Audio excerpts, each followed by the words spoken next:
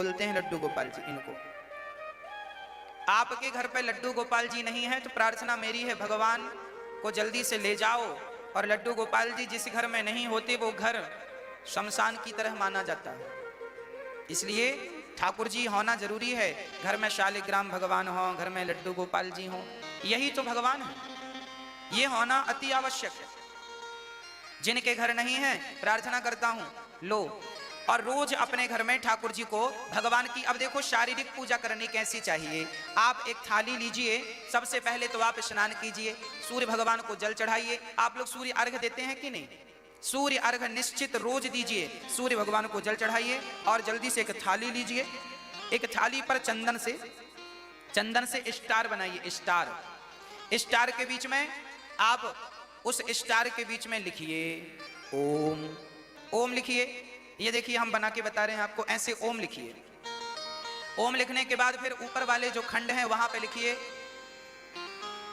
ना रा य ड़ा य नमः, या ओम रांग रामाय नमः, ये आप लिखिए। और लिखकर फिर उसमें जल छोड़िए, वो यंत्र बन गया, यंत्र के ऊपर जल छोड़िए। फिर तुलसी के पत्ते चढ़ाइए, तुलसी के पत्ते चढ़ाइए हर खंड में। और वो भगवान जिस थाली पर स्नान करेंगे वो थाली में ये श्री यंत्र होगा, ये यंत्र होगा राम जी का। तो इस यंत्र पे फिर हाथ जोड़ करके इसकी प्रार्थना कीजिए। फिर ठाकुर जी को बिठाइए और बिठाकर बढ़िया प्रेम से ठाकुर जी को स्नान कराइए, जल से स्नान कराइए, दूध से। आपके घर दूध दही रोज रोज ना हो तो सिर्फ जल से स्नान कराइए। बढ़िया बिठा लिए ठाकुर जी को, तुलसी के पत्ते पर ठाकुर जी विराजें, उस यंत्र पर विराजें और बढ़िया जल से स्नान कराइए। दूध है तो दूध से, दही है तो दही से, घी है तो घी से, नहीं है तो सिर्फ जल से, कोई बात नहीं। और जब ठाकुर जी स्नान कर लें बड़े भाव से तो बड़े प्रेम से फिर ठाकुर जी को गोद में लो, फिर उन्हें कपड़े से पोंछो, जैसे बच्चों को पोंछते हैं ऐसे ठाकुर जी को पोंछिए, साफ कीजिए। और बड़े प्रेम से ठाकुर जी को फिर आसन पर बिठाइए। हाँ, उनको बिठा करके बढ़िया से उनको वस्त्र पहनाइए, उनका श्रृंगार कीजिए, वस्त्र पहनाइए, सुंदर से सुंदर वस्त्र ठाकुर जी को पहनाइए, वस्त्र पहनाइए। और फिर उसके बाद श्रृंगार करिए, सुंदर सी माला पहनाइए। ठाकुर जी के लिए भी शॉपिंग किया करो थोड़ा सी, भगवान को बढ़िया सा कान के बाले पहनाओ, गले का हार पहनाओ बढ़िया सा। बड़े आदमी हो तो सोने का पहनाओ, और बड़े आदमी हो तो हीरे मोती का पहनाओ।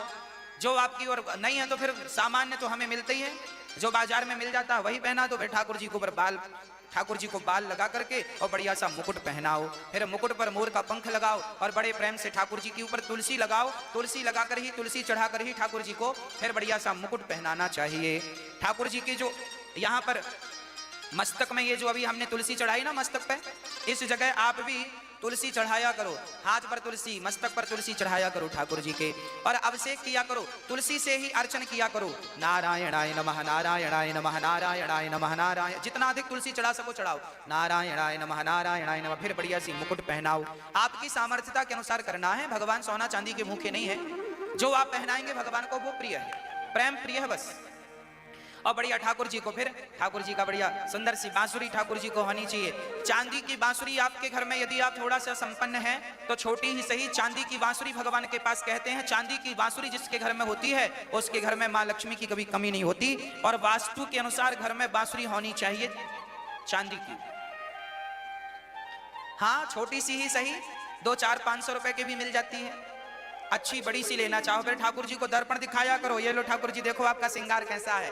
ठाकुर जी को दर्पण दिखाना चाहिए, ठाकुर जी की बढ़िया पूजा करनी चाहिए, बड़ा प्रेम करना चाहिए। यही भगवान से प्रेम के साधन है, ऐसी भगवान से प्रेम किया जाता है। प्रार्थना करनी चाहिए, हाथ जोड़ के मानसिक पूजा करो, शारीरिक पूजा करो, मतलब ये न के प्रकार से ठाकुर जी के चरणों में अपने आप को समर्पण कर दो। हे प्रभु मैं तेरा, तू मेरा।